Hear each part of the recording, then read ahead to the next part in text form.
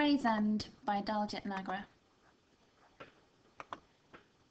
If we look at this quote, which is taken from the end of the poem, it gives us a really good idea about the key messages behind the poem, from the gold to the brown of our former colour.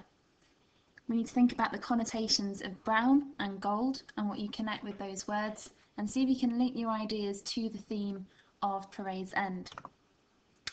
Looking at the first stanza, we could discuss the following questions. Who do you think might be speaking? Who's the persona in the poem? What can you find out about the speaker from the 4 lines at the start?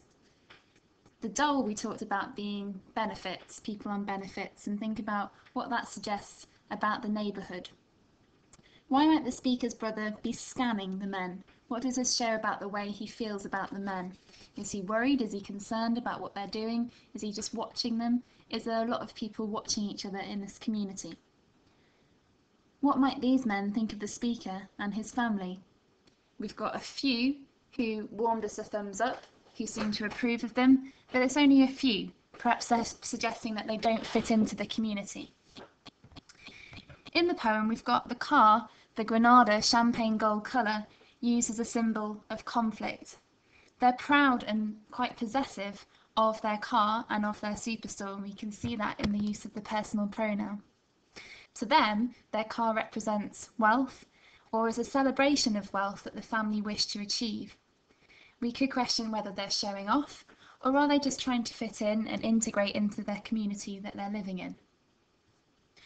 The use of colloquial language in the thumbs up, is this to do with fitting in with the community, or is colloquial language used for another reason?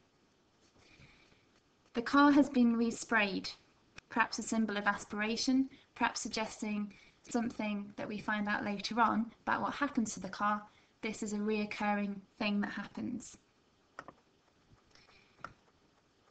These quotations and phrases taken from the poem have got a clear link, and you can think carefully about colours and how colours are used in the poem.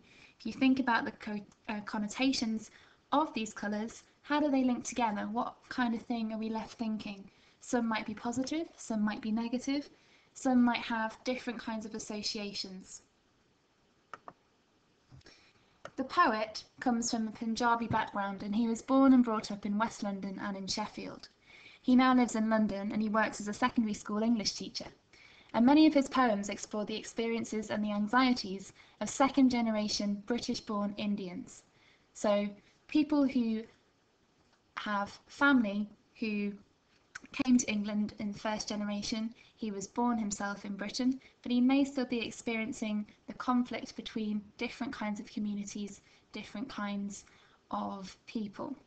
And that might give you a clue about what themes he wishes to focus on in his poems. The second stanza talks about the council mums at the meat display, highlighting the class of the people around them. It's ironic because when they're speaking about the people who own the shop in their Yorkshire dialect, making it sound quite realistic, they're talking about how they're claiming benefits on whatever they can before going off in their flash cars. The irony comes in the fact that the council mums perhaps don't have a job themselves.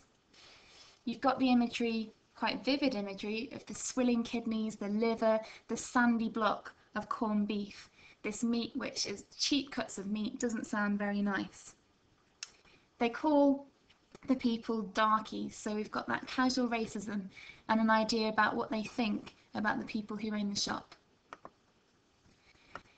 Moving on, the third stanza has more of a threatening and an ominous tone, and it seems to suggest this idea of robbery or feeling unsafe in the community.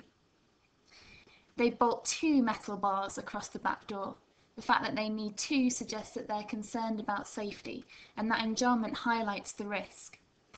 There's a new lock. The brackets give the extra detail, suggesting that perhaps there's been a recent break-in. The spread trolleys at the ends of the darkened aisles are symbolic of a barricade, suggesting that the community is divided. And the darkened aisles themselves are feeling of something quite sinister or something ominous. The throbbing red of the alarm is quite violent imagery. And then as we move on, we continue with this sinister kind of tone when we've got the thundering down the graffiti of shutters against the valley of high-rise flats. The high-rise flats seem to be overlooking them, and they're trying to shut them out and get away from them. The onomatopoeia gives you a sinister noise as that shutter crashes down. And metaphorically, we could see this as symbolising a rundown community, something that isn't looked after, but we might also question what the graffiti says. Is it a threat to the people that live there? Is it meaningless vandalism? Could we read anything into that?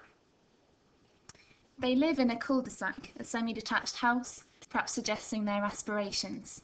But it doesn't prevent them from suffering from this acid attack. When someone throws acid on their car, they are shocked. And we can see from the alliteration, we stood stock still, that we also have to stop as we're reading that, which highlights the reaction that they have and that we have as a reader.